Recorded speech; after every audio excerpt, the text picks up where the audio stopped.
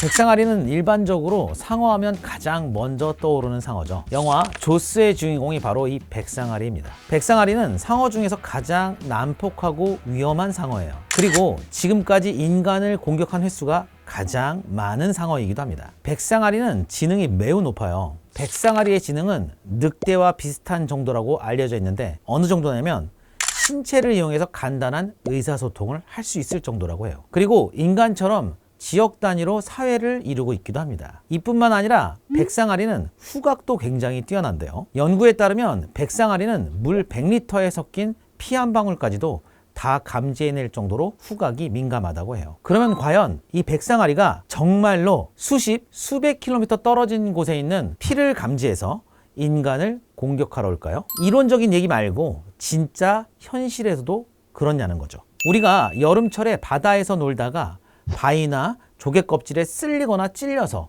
피를 흘리는 경우가 종종 있잖아요. 이런 경우 수십 킬로미터 밖에 백상아리가 있다면 과연 피를 감지하고 와서 인간을 공격할 수 있을지 바로 오늘 영상에서 알아보려고 합니다.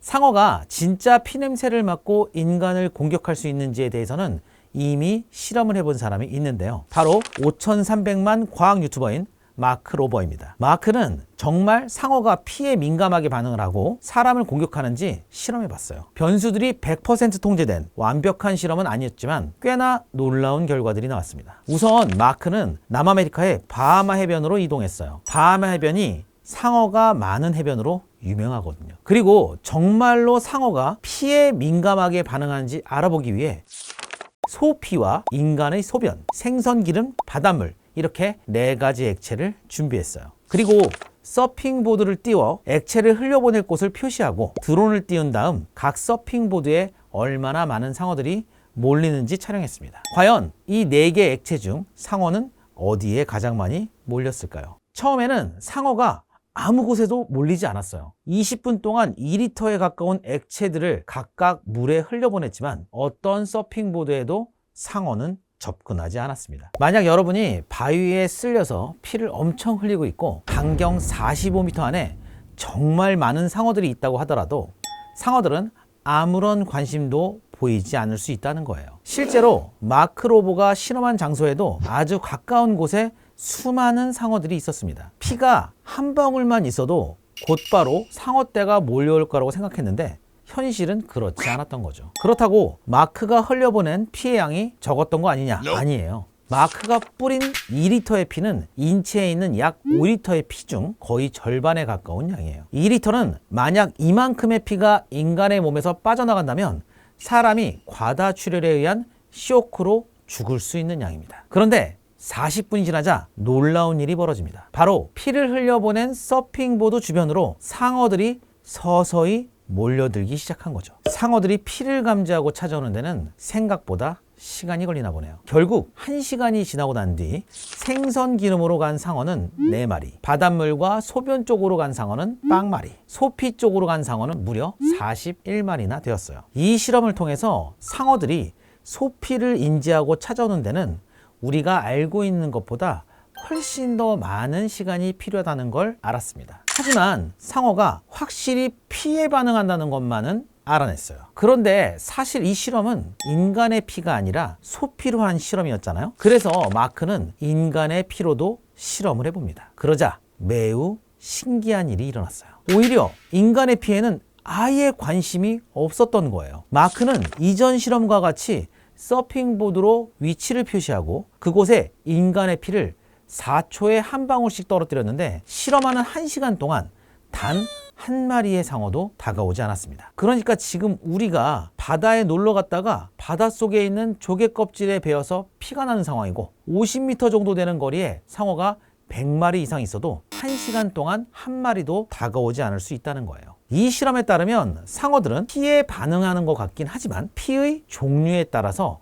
아주 다른 반응을 보였습니다. 하지만 실제 연구에 따르면 상어들은 소의 피나 인간의 피를 동일한 피로 인식한다고 해요. 그렇다는 말은 이 실험에 다른 변수가 끼어 있을 가능성이 매우 높다는 거죠. 영상에서는 나오지 않았지만 상어들이 인간의 피에 몰려들지 않게 된 어떤 변수가 있었을 겁니다. 그런데 일단 이 실험의 결과를 참고하자면 상어들은 인간의 피에 막 미친 듯이 반응하는 건 아니라는 걸 알 수 있어요. 바다에 인간의 피를 흘려보내도 상어들이 찾아오지 않을 수 있다는 거죠. 그러면 백상아리들은 도대체 왜 인간들을 공격했던 걸까요? 실제로 1916년 미국 뉴저지에서는 2주일 만에 4번이나 상어들이 인간을 공격한 사건이 있었습니다. 이 중 3명은 사망하고 1명은 다리에 중상을 입었습니다. 그리고 바로 이 사건을 바탕으로 영화 조스가 만들어지기도 했고요. 이유를 추론해보면 백상아리가 인간을 공격했던 건 아마 인간을 먹으려고 한 게 아니라 인간을 물개나 돌고래로 착각했을 확률이 높습니다. 백상아리의 주식은 물개나 돌고래인데 바다 깊은 곳에서 상어의 시각으로 서핑보드를 타고 있는 사람을 올려다보면 마치 그 모습이 물개나 돌고래처럼 보이거든요. 혹은 상어가 호기심이 많아서 인간을 물 수도 있는데 인간은 물개나 돌고래에 비해 지방이 적고 뼈가 많아서 상어들에게 좋은 먹이는 아니에요. 먹어도 별로 배가 안 차는 거죠. 그래서 백상아리가 지금까지 인간을 물었던 적은 많지만 삼켰던 적은 정말 극히 드물었습니다. 오늘 이렇게 여러분들이 살면서 한 번쯤은 궁금했을 법한 질문에 대해서 답변을 해보았는데요. 흥미로운 실험 결과가 있어서 소개를 해봤습니다. 사실 실험이 완벽히 통제된 상황에서 이루어진 것은 아니라서 다른 변수들이 끼어들었을 가능성도 무시 못합니다. 이 실험에서는 서핑보드 주변에 떠있는 배도 있었고 물속에서 상어들을 찍는 다이버도 있었어요. 그리고 바닷속에는 다양한 상어가 많이 있었기 때문에 상어의 종류도 백상아리 하나로 제한할 수 없었죠. 그래서 해변에 피를 뿌리는 모든 상황에서 똑같은 결과가 나온다고는 할 수는 없겠지만 그래도 굉장히 재미있는 결과였습니다. 그래서 여러분들께도 한번 소개해보면 재미있지 않을까 싶었어요. 저는 그럼 앞으로도 재미있고 유익한 영상들로 찾아뵙도록 하겠습니다. 지금까지 봐주셔서 감사합니다.